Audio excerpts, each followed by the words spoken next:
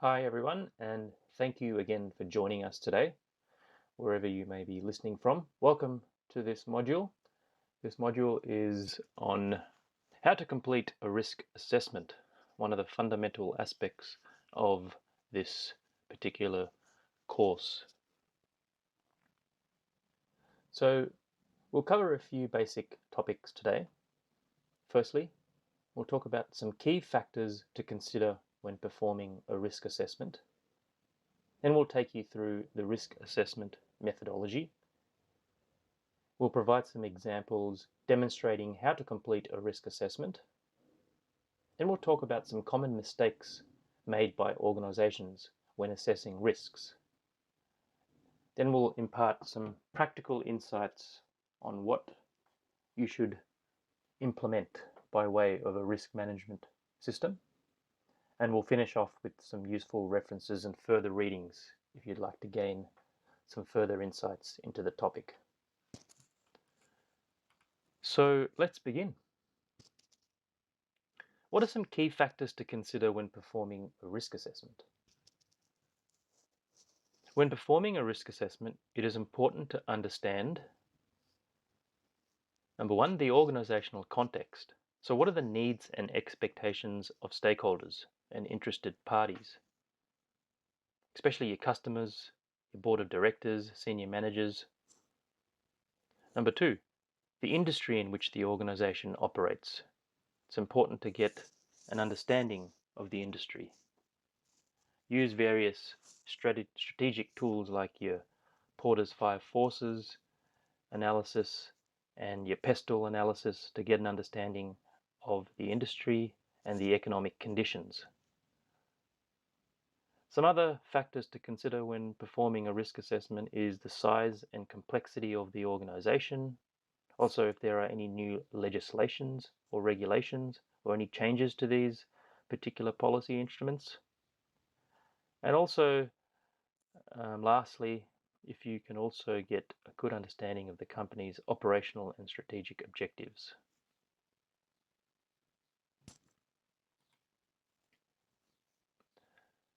So on this particular section of the audio, we're going to talk about a simple two-dimensional risk assessment, and it's based on likelihood and consequence.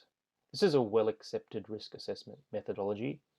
It can be used for both health and safety and environmental risks. So the likelihood is how often the activity is likely to happen and result in a consequence.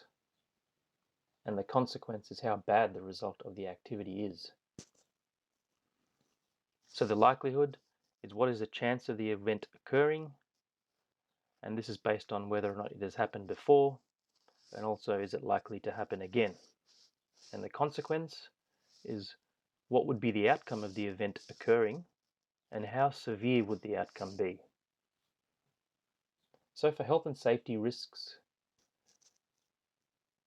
some of the likely consequences could be, number one, a fatality. Two, it could be a permanent disability. Three, could be a lost time injury. Four, could be some medical treatment is required. Or five, being a first aid treatment is required. Similar for environmental risks. One could be the consequence number one rating could be a permanent release of toxic materials. A consequence rating of number two could be long-term effects. A consequence rating of number three could be moderate impact, where the effects are reversible. A consequence rating of four could be some minor short-term effects, which are reversible effects. And five, which is the least consequence, they're minor or low impacts, and they have reversible effects, where no action is required. And in terms of the likelihood, we have from A through to E rating, A being a most common occurrence and E being nearly impossible.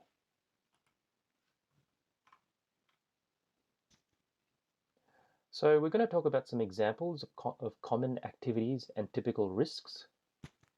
And there's three particular examples here. There's incoming goods received, there's manual assembly, and there's walking within the warehouse. And you can see from the slide here, slide number 6, that for each of the activities there's an environmental health and safety aspect or hazard, and then there's an impact, and then we've gone through and actually evaluated the likelihood and the consequence based on what our observations or what we think is the likelihood and consequence of that particular activity occurring.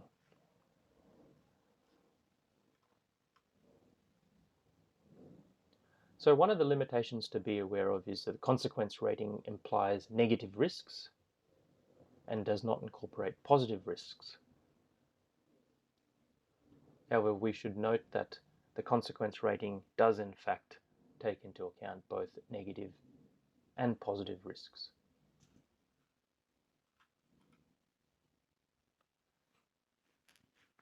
So moving on, we're talking about another example here. This is about environmental risks in a warehouse used for the assembly and storage of goods. And there's various activities here. There's storing of chemical resins, there's a use of lighting, heating and cooling, and then there's a packaging of assembled goods. And associated with that, there is an environmental health and safety aspect or a hazard. Associated with storing the chemical, there's potential spills. The impact could be pollution to stormwater. And then we've got our attached likelihood and consequence rating. Again, the second activity, the use of lighting, heating and cooling. The aspect and the hazard associated with this particular activity is carbon dioxide emissions. The impacts include things like global warming. And again, we've evaluated a likelihood and consequence rating for this particular activity as being a high risk. And this typically is because things like lighting, heating and cooling is critical in order for a warehouse to function. And then finally, another example of an activity within that particular warehouse example is the packaging of assembled goods, and that's the consumption of plastic and cardboard waste being the aspect and the hazard. And this particular waste could potentially go to landfill. And again, we've given this a medium rating because it could happen and there is a moderate impact.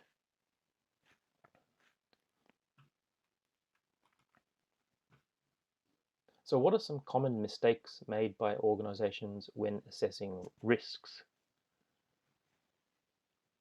So firstly, organizations not having a clear definition of the likelihood and consequence rating system. This leads to inconsistent risk assessments. So first and foremost, it's really important to get a really clear understanding of the risk assessment rating methodology that we used. So be familiar, become familiar with the tables that we used in the previous section in terms of the risk assessment levels, the likelihood, and the consequence rating system. That's super critical to get this socialized within the organization so everyone is on the same page. Secondly, organizations fail to adequately consult with a wide range of workers on the risk identification and assessment process. So it's important to consult with your workers on the risks because everyone has a different perception of the risks and how it impacts their particular activities or job roles. So it's important to widely consult with the organization on what these risks are, the sources of risks and the impacts it has on workers. Thirdly, organizations fail to consistently interpret the risks and the evaluation process. So when you are going through the risk assessment and evaluation process, make sure that you get appropriate consultation and input from staff. If you can run particular workshops, get some consensus on how you're evaluating these risks, and try not to do it independently. Number 4, organizations use the frequency of an activity occurring instead of the frequency of a consequence occurring. So for example, working at height may be considered a frequent activity, but the consequence of dying is very rare. So what we mean here is that we want to use the frequency of the activity occurring instead of the frequency of the consequence occurring. And finally, the range of consequences in the risk assessment needs to reflect the range of consequences that the organization may actually cause. So for example, the most serious consequence at a takeaway food establishment may be considered a low risk at a petrochemical facility. So there's no horses for courses here.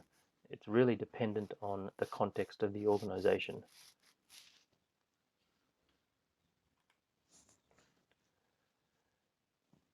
And finally, what should organizations implement? So first and foremost, identify the potential consequences for each activity that is carried out. Carry out the risk assessment using the risk assessment process to identify the risks associated with each activity. Determine what risk levels require risk reduction and control measures. Implement the risk reduction control measures accordingly, and keep an up-to-date risk register. This is really important so that you can maintain and monitor your risks and make sure that the controls have been implemented. This formally concludes this module. We hope you found it informative. Thank you for listening.